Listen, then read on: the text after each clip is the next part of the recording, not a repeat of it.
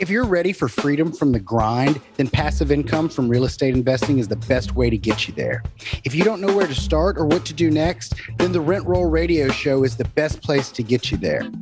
Join us while we discuss the best practices, strategies, and mindset you'll need and give you actionable content to get you from where you are to where you want to be. Hey, Rent Roll Radio listeners, welcome back to the show. As always, I'm your host, Sterling Chapman. Today, we are joined by a good friend and fellow GoBundance member of mine, Wyatt Graves. Wyatt, welcome to the show, and thank you so much for joining us. Hey, my pleasure, man. I'm glad to be here. Wyatt, could you tell our listeners, if they don't know you, a little bit about Wyatt, what you were doing before, how you got into real estate, what you're doing today? Sure.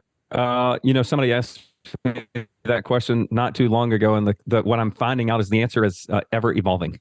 And somebody said actually this week, they sent me a text after one of our membership calls. They said, Wyatt, I really appreciated the approach that you use with mindset, everything transformational mindset, personal growth and development, and your ability to break it down into very granular productivity kind of work. In other words, you helped me, and this is what he said, you helped me expand my mind, my thinking, and what I think is my potential.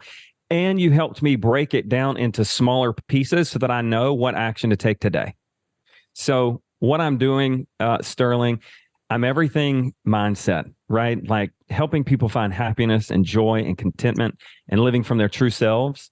And I also love business coaching and productivity coaching to help people understand the path and what to do today to make today a win so that you can stack your wins and live the life that you really want to live. So that's what I'm doing. Awesome. So can you tell our listeners a little bit about your history, kind of your story, how you got to what you're doing today? Yep. I was in, I think, ninth grade of high school, and I was riding the school bus. And I came from a household that was a family that was paycheck to paycheck. Every time my family had an argument, it revolved around money. And growing up, you looked at other, I told this story actually recently. Growing up, in my, the season of life that I grew up in, jabots was a big deal. Do you remember those? The pants, jabots? Yeah. We couldn't afford them. And man, I wanted the jabots. I wanted the shoes, and we couldn't afford them. And not only could we not afford them, but we couldn't afford sometimes our house note. My parents would fight over it. And I grew up with this empty feeling of insignificance. And I was in ninth grade on the school bus, and I saw this, it was probably 1995 model Nissan Altima. It was brand new, and it was black, and it had a gold trim package. And back then I thought it was just the finest car ever. And I said, God, that car's so fine. That person that's driving it must make a lot of money. What do they do? And found out that it was one of my friend's moms who was a real estate agent. And so from that point forward, I knew I wanted to be a real estate agent because clearly they made good money. And if I made good money, then I could fix or plug the hole in my soul and feel valid. So I graduated high school, went to college for a year, and became a realtor.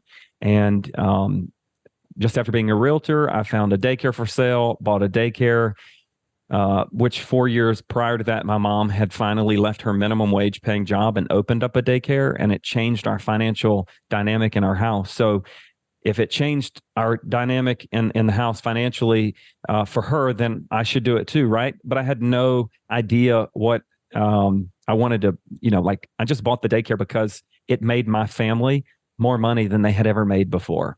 So I was 20 years old, a realtor, full-time college student, and also the owner of a daycare where I was the youngest person on staff, wasn't even old enough to be the legal director, so I had to hire that director.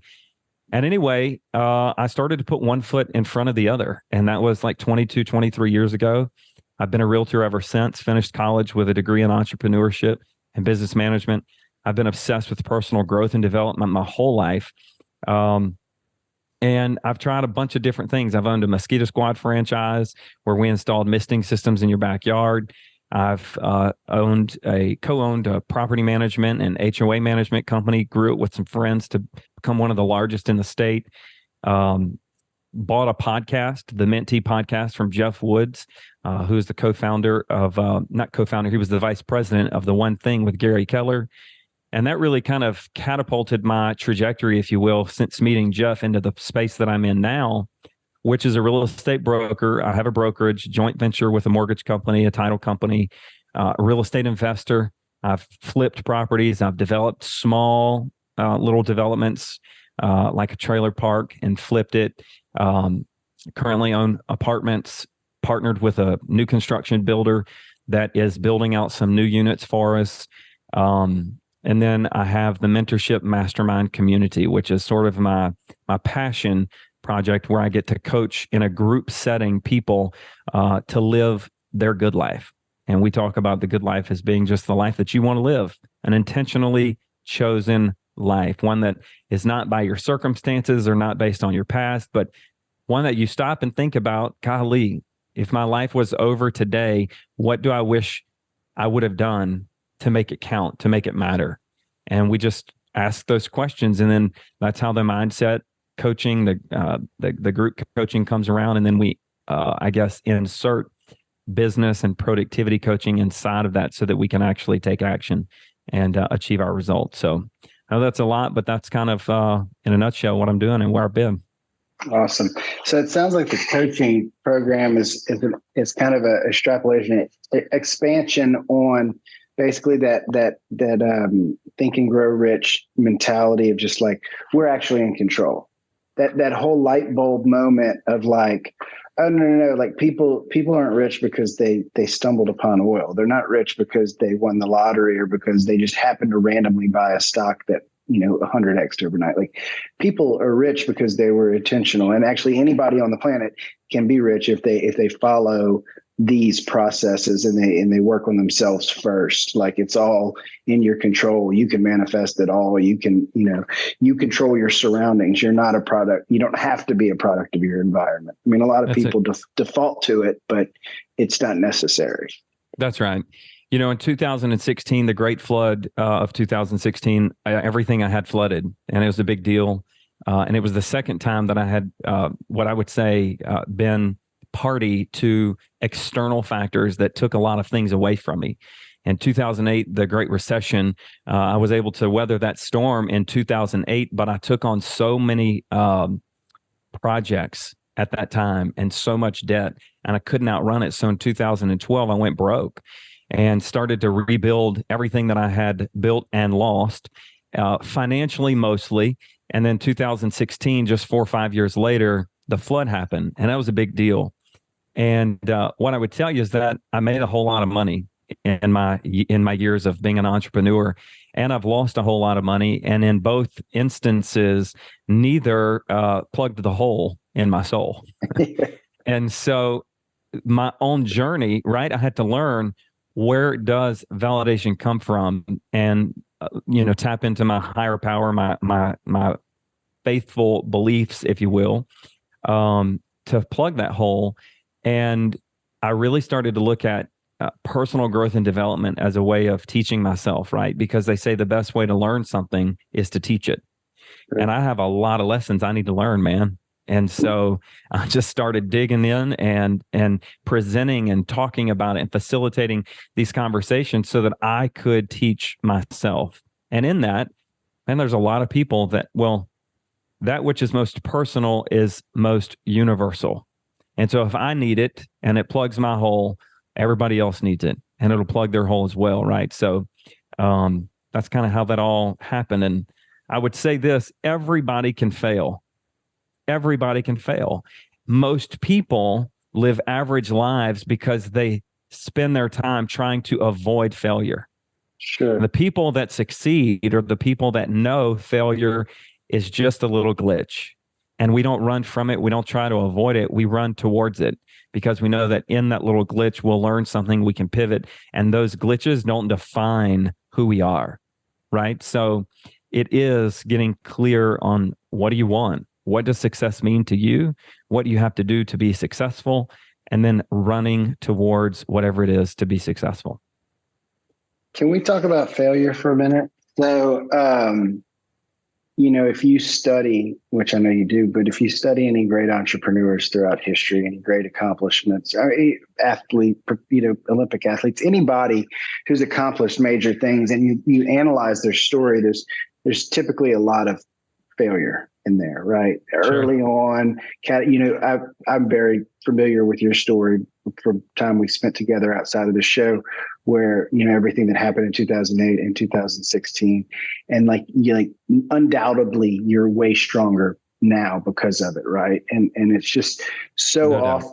It's so often the case with everybody. It's like that forged in fire. Like it's like you have to earn your, your No stripes doubt. going through that. But it is terrifying in the moment. And so that's what I want to dial in on is that, because like you said, most of us avoid it. Most of us stick to the W-2. Most of us don't start business. Most of us like really recoil from that danger. But you've had the worst case scenario. You've had the catastrophic failure. What is it like going through it? What kind of emotions do you get through it? And then how do you get back out of it? Because you've got a great mindset. You've got to focus on your mindset. But a catastrophic, failure like that has got to have a very heavy impact. How do you stay positive? How do you stay motivated? After losing everything and knowing you've got such a long road ahead of you, like, what are you doing in that moment to pull yourself out? What are the thoughts that are going through your head? Well, all of that makes me think about a lot. I do think that I have, for whatever reason, grown up with the belief that I'm going to be somebody someday, that I'm destined to get what I want. I don't know where that came from. I don't know if I created that belief. Probably a Travis Tritt song. Maybe so. I was a country music fan for sure. Still am. I don't. I've always had that faith. Is the first thing I would tell you, and just driven. Like I am a driven, intense person, and I think I always have been. With that being said, quitting and giving up was never an option. In my marriage, hey, my marriage hasn't been a 10 out of 10 for 16 years that we just celebrated. But I knew when I got married that come hell or high water, I ain't giving up.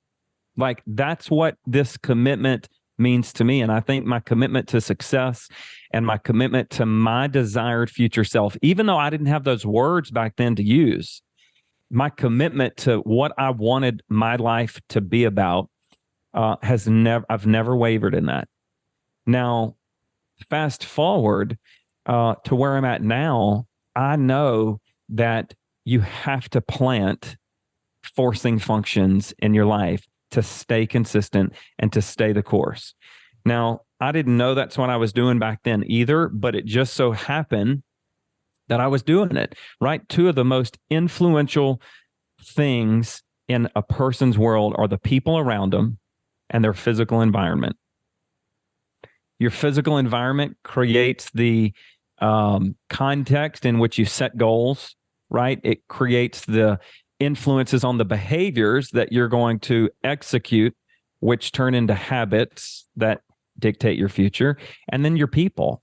And I would say that from my bankers in the early years of going through all those troubles, my bankers were my mentors to a large degree, right? I didn't know that you could go into a bank and renegotiate your note, but my banker told me that. And so I went to my banker, and you know what they did? They refinanced my note. They put it on a longer amortization. They lowered the interest rate, and I was able to survive. Not all of them did, right? But I don't even know how young I was, but I felt even younger. Right. driving my butt to Hammond to go meet with the president of the bank, right, without an appointment, to walk in, knock on the door and say, "Hey, Mr., called him by his name, and I need to talk." And saying, "Look, here's my situation. I need help." And that fellow saying, "We don't want your loan. We don't want your business. And I'm not changing it." Right. And me being so young and green and dumb, saying all I could say is, "Well, All I know is what you know, which is you're going to have to foreclose on me. And right now, I'm paying my note. I'm just behind. So you figure out if it's worth it, and we'll go from there. He never refinanced the note, and I paid every single payment and paid that son of a sucker off. And that was the best feeling in the world. But my point is that people back then, whether I realized it or not, I would say that it was God, the universe, faith, that just luck that had me surrounded by people that would tell me what to do, right? Help me renegotiate this, do this, right? And so I could always see hope. I could always see the future getting a little bit better, a little bit better. And hell, you and I have talked about it. I mean, there were days, Sterling, that I would work 16, 18. I would work all through the night. There were nights I never went to sleep. Weekends that I never took off. I had a cot at my office and would just have to take a nap on the cot because I was at the office for so long. So getting through failure, I had hope. Giving up was never an option. And I was surrounded by the right people that helped me get through it. Awesome. So you've been married for 16 years. So you were with your wife through both of these tumultuous times. Yeah. How did that external situation impact did it impact your family life? Did it impact your, carrying that stress and anxiety home and pushing it onto somebody, I can almost see the movie in real time. Here's what I would say. This is the harsh reality, I think, of entrepreneurship and doing anything that's hard. It still affects us. Yeah. It just because we're in a better place today doesn't mean that the effects of that don't still linger. And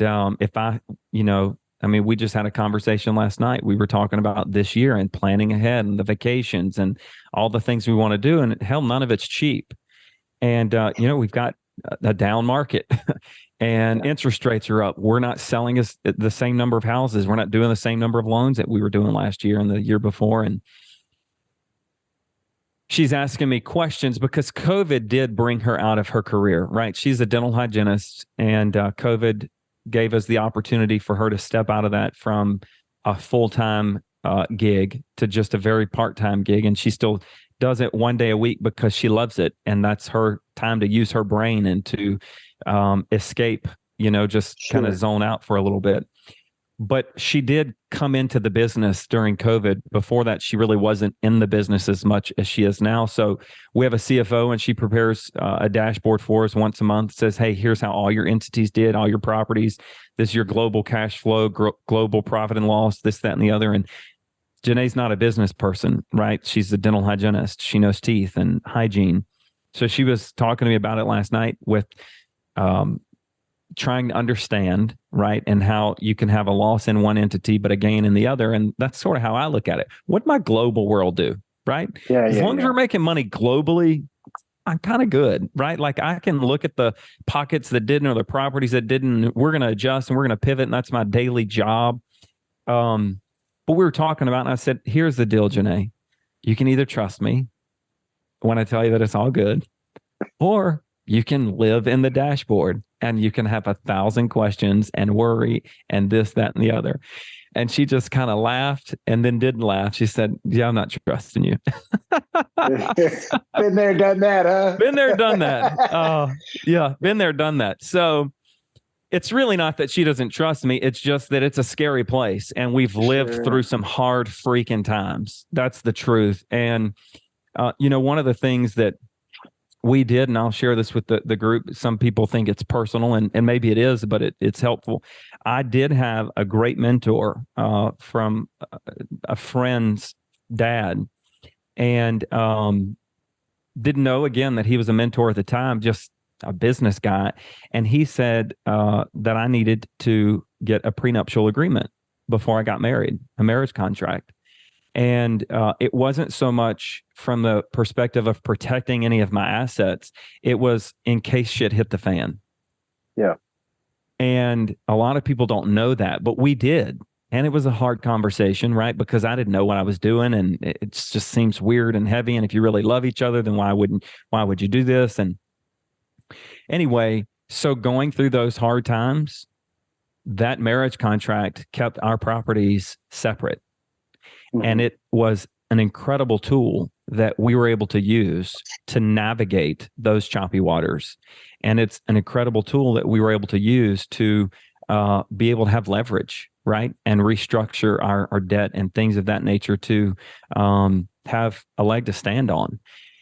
And so that was helpful. And, from a very tactical standpoint, that was helpful. Right. And then obviously we've had and still do coach with Kelly Flanagan because, you can't forget what has happened, and yet you can't be plagued by it either. And so it's a constant conversation as we navigate life together. And I think in all of that, we went to mass this morning. My youngest was in the choir and she sang, and I'm sitting in mass and I'm just so grateful. Like, look over at Janae, and we're not as young as we were, and yet she's just as beautiful as she ever was. My kid's up there in the choir. My other one's over there being a leader for the little small kids, a helper, whatever you call it, big buddy.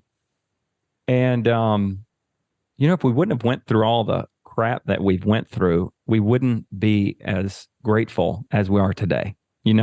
So I take all of it, embrace it, own it, and that's about it, man. Awesome. Yeah, we love Kelly. We met with him day before yesterday.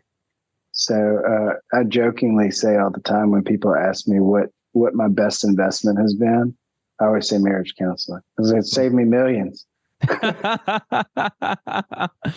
That's funny. I hope your wife would say the same thing. No, look, here's the deal. I saw a Facebook post today. Somebody was complaining about parents not knowing how to be a parent, and they wish there was a school on how to be better parents. And it was school teachers that were complaining. Obviously, I can relate because I've been in the childcare business for a long time. I still have a childcare center, by the way, and I love that business as well. Not necessarily the business of it, but I love being in the school. I love being able to smile at the kids and give the kids a high five and encourage the kids and speak life into the teachers and all of those people dynamics. I love all of that. And it has educated me, right, on early childhood education. I've got 22 years of experience there. But what I would say is nobody teaches us how to be married either. Right. And so marriage counseling or marriage coaching. Well, unfortunately, sometimes our parents do, right?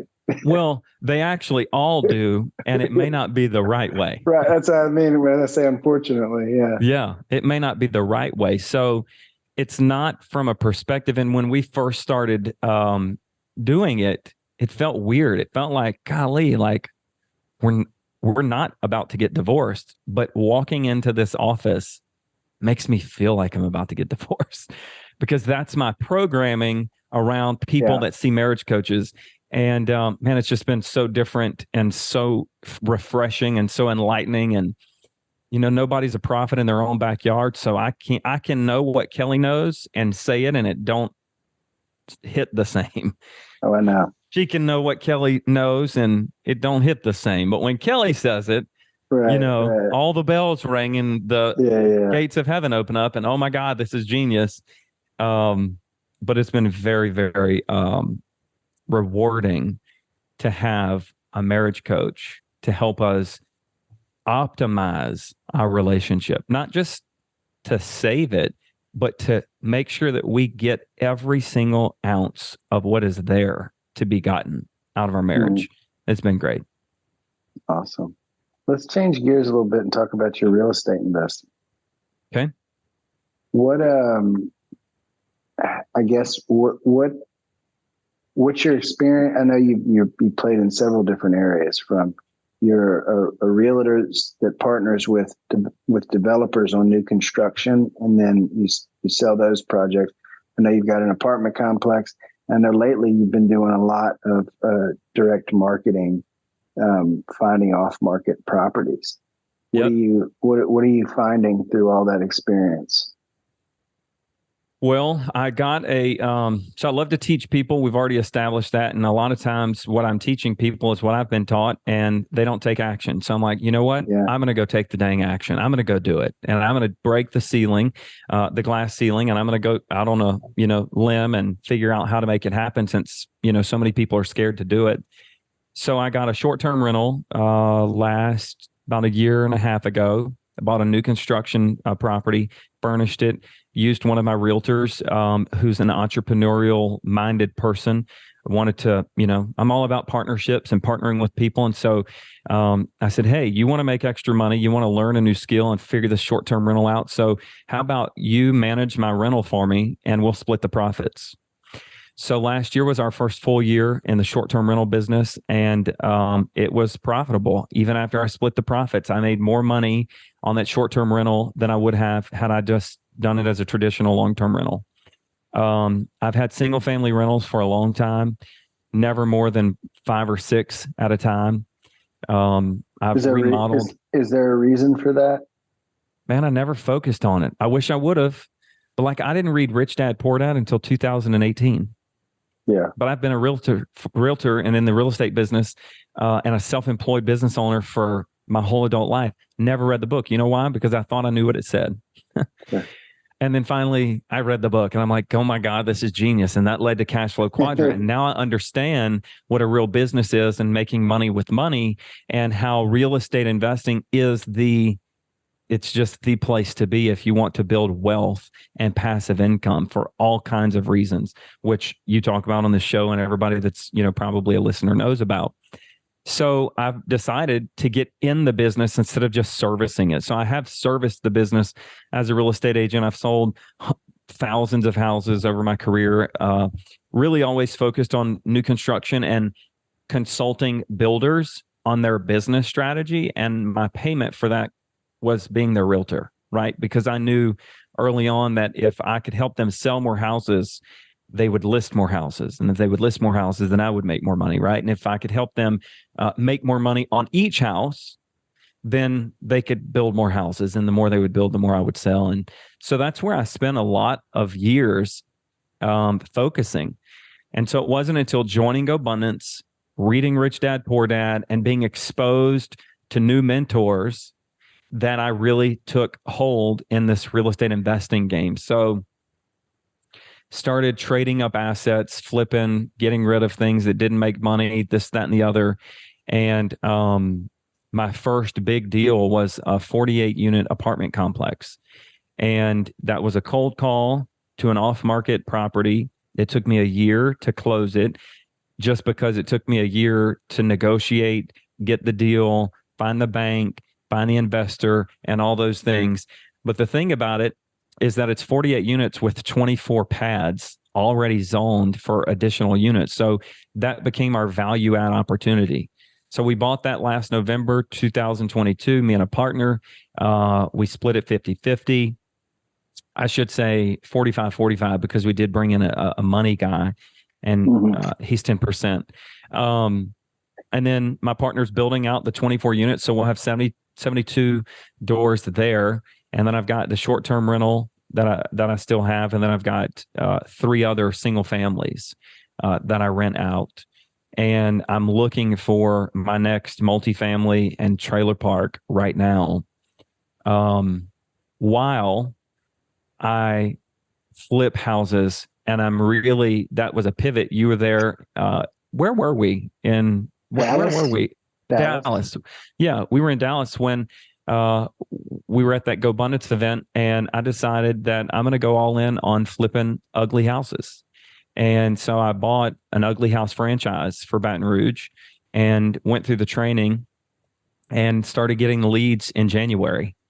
And so far I've got, I need to look at my list, but I have somewhere between 8 and 12 deals just in the first 40 days of doing this that we've bought or put under contract that we'll flip and sell them, right? Retail. And I'm doing that with my same business partner who's a builder. So it works real good because he's in the field. He's got all the contractors and all that because he's a home builder. And I do the sales and the buying right now. I'm doing it so that I can learn it, understand it, and then I'm going to hire a buyer, a group of buyers, acquisitions. I don't know what they're called, but I'm not going to be the buyer forever. But that has really taken off this year very, very well. So the whole idea is just growing to getting the flips. Now I'm in the business with the flips. I'll list them with my brokerage. We'll finance them with the mortgage company, right? Go through the preferred title company and just kind of get our share of profits off of each piece of the transaction. So what are you looking for when you're flipping houses? What's your criteria? What's your formula? That's funny. Right now, I want to make a minimum of 30,000 after everything is done. I want to walk away with 30,000. And it needs to be something I know is going to sell. So what does that look like? There's several leads that I have right now that are in a rougher part of the neighborhoods, rougher part of Baton Rouge. And I'm just not familiar with that. I don't know about financing. I don't know about demand on houses that are, let's just say ARV is 100,000. I don't know how to fix a house up and sell it for under 100,000, right? Like we can, but where do you draw the line? That's what I don't know. Do we make the trim on the door match the trim on the baseboard, or does that matter? I don't know. Well, that could be a $2,000, additional thing. So it needs to be a guaranteed sale in markets that I'm familiar with, which is pretty much putting me, I would say the cheapest flip that I have right now is a condo at LSU for 130,000. But, and I'll have 4 of them. But those are nice condos. They're in a nice part, a nice complex. They're steady sales. It's very predictable. I know who the demographic is, but outside of that, I'm 185 to 195,000 to 250 for my ARVs. Okay, that's great. Keeping it safe. I'm going to buy one right now. I made an offer last night that I can get for 325, but it's a special deal. I don't know that I've ever purchased a house with 325. Not that that I wasn't living in. No, this will be ARV 325. I'm not buying it for 325. Okay. No. Yeah, it's scarier when you get into the bigger houses because you don't have multiple exit strategies, right? Because they don't cash flow. And then there's a lot of things. They're typically bigger. They're harder to sell. They sit longer, and while they're sitting, you have a bigger interest, that you're paying.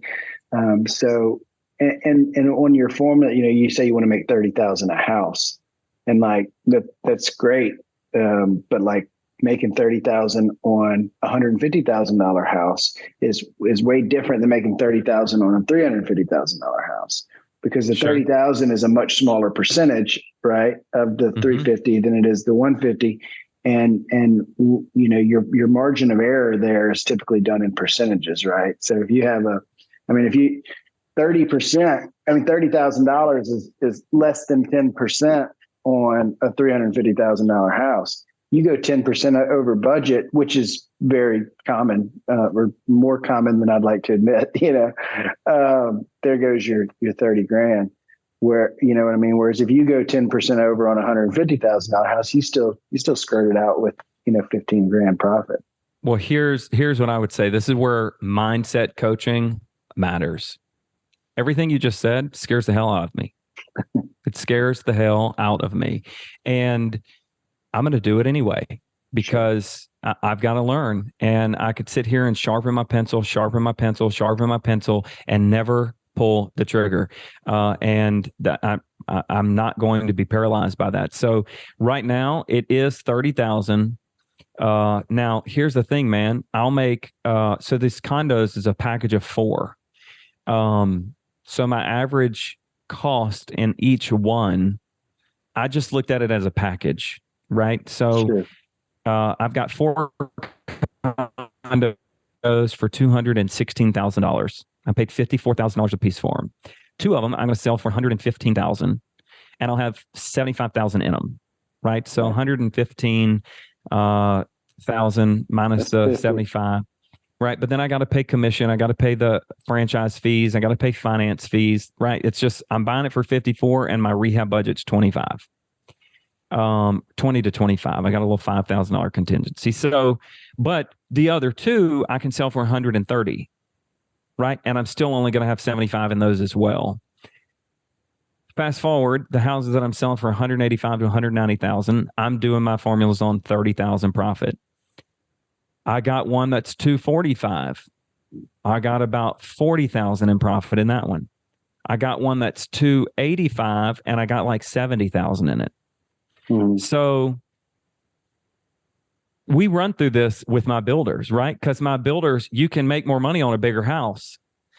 And when we're looking at how many sales we want, if I only have two neighborhoods and they're both big box neighborhoods, my builders will fear away or shy away from the smaller houses, the smaller neighborhoods where they only make, say $20,000 or $25,000 a house. But at the end of the day, if you can sell 25 houses and make $25,000 a house, and sell 25 houses and make $50,000 a house, and then you just average that crap out, you making a good living. You're making good money, right? And so if I got systems and processes in place that don't make me a work like a dog, then what difference does it make? If I'm going to wake up and work for 30, 40 hours a week, and I have a team and systems in place, then I don't care. I'll make 30,000 here. I'll make 25,000. We might not make 10 or 15,000 on some houses, but we're going to learn what it took to rehab that house, and I won't make that mistake again. So that's kind of how I look at it. Oh, I was looking back. We've got 3 or 4 houses that we've done in the last year where barely skirted by it. Maybe 5-10 grand. You know what I mean? On a project that we anticipated making 80. And like you said, everybody else got fed, and it's just another data point to expand on our systems and processes. You know what I mean? Better understand our rehab cost estimation. So, and like I said, it strengthens the relationship with all of our vendor partners, right? Because the realtor got paid, the bank got paid, the roofer got paid, the electrician got paid. So, I don't, another thing, looking on those different types of different projects, like going into the ones that we didn't make any money on versus the ones that we made a lot of money on. Like going into them, I thought I was going to make about the same money on both of them. And so a lot of times you don't know until you get in, until you pull the walls back. In the environment, right? Like in the environment that I'm buying them, right? Because I buy a lot because I buy quick. You know what I mean? I don't inspect. If you read any of these guru books, they'll tell you, have a inspection before you buy it, and all this kind of stuff that adds time to the deal, which causes you to lose a lot and kind of get caught in analysis paralysis. So with me, you know what I mean? Some of them I make more than I thought I was going to make, and some of them I make less than I was going to make. But if you buy a lot of them, it kind of average, like you say, it averages out. And if you get stuck in that analysis paralysis, you're just not going to get any of them, right? And then you're going to be way worse off than luckily, we haven't lost money on any of them, but it can be frustrating to turn around and go, we spent 6 months, all this energy distracted us from other things, and we made $5,000. That can be that can be frustrating, but like that book you had me read, The Gap in the Gain, focus on all the ones that went well. It's so weird as humans. I was just about to say that. You know what? I just don't care. I mean, you know what I mean? Like that's the thing. When my biggest weakness, Sterling, has always been month-end financials and looking at the financials. Okay, and that's one of the big changes I made this year. I'm not having a bunch of operational meetings anymore. I'm not an operator. If you want me to be an operator, then I'm going to do your job. You're not going to have a job. I don't want to be involved in that. So I cut back, and I'm having 2 operational meetings a month now. And I could spend all day critiquing financials or just get somebody else to do that. Hey, tell me that we lost, but I ain't about to sit in that loss. I ain't about to just tell me you lost. This is why. That's all I need to know. Check, and check. Got it. Noted. I'm off to the next deal. That's my X factor, right? Now, there are people that will sit in it and just talk about how we could have learned and we could have done this and we could, and all that's great. I don't need to spend all that time sitting in the gap. I want to talk about the gain. I want to talk about what I need to do to get more, and let's roll. Well, Wyatt, I could sit here and talk to you all day, but I got another call in 6 minutes. So for the sake of time, I want to give us a chance to hit the radio round real quick. Just 3 questions. The first one is, what's your favorite book? My favorite book right now is The Secrets of the Millionaire Mind by T. Harv Eker. Really? That's on repeat, and I love it. It is it's a great practical book that if you internalize it, it'll change your life. Awesome. I'm going to check it out. What's your favorite quote? Man, it is the quote that changed my world by Jim Rohn. You become like the 5 people you spend the most time with. Simple as that. The hack is figure out what you want and then go find people that are already doing it, and the rest is history. Amen. That's the truth. And then finally, what's your favorite thing to do outside of work? Anything and everything with my kids. Love watching my boy play basketball and football. Emmy plays volleyball. Maggie plays soccer, and she's now into gym. I love to go vacation, just travel. Anything that is spontaneous, adventure, like I'm there. So for just really, I would say free time, and anything that is outside of work, I'm going to do it with my family and my friends. So whatever that is, it don't matter. It could be eating. Right. I like to go eat, but just hanging out with people that I care about. Awesome. And how can our listeners get in touch with you, find out more about you, buy a house from you, join your mastermind program? Yep. They can go to theminttee.com. And you can check out my podcast. You can check out our mentorship mastermind community. We do have a great event that's coming up on April 21st in a little north of Austin, Texas. It'll be a weekend mastermind event, limited to just 15 people, and it's going to be an incredible, amazing event. And right now we're taking applications. So you can get all that information at theminttee.com. Awesome. One more quick joking jab I want to throw your way before we hang up. You'd made the joke last time about how aggressive your assistant was because she got me on your show before you were on my show, even though I'd been begging you for a year.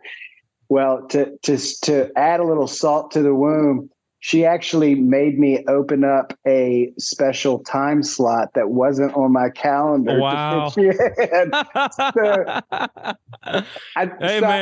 I might try and steal her because I like her style.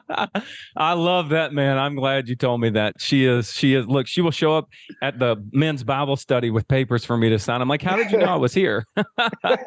She said, don't worry about that. She's good. That's awesome. I love it. Awesome. Wyatt, I really appreciate you joining us today. Looking forward to catching up with you in person soon, and love following you on your journey. Same here, man. Always good times. See ya. This episode was brought to you by Crestworth Capital. If you're a busy professional and ready to make passive income from real estate investing, then go to crestworthcapital.com, where you'll be able to download a free copy of our ebook to help you get started today. Until next week, happy investing.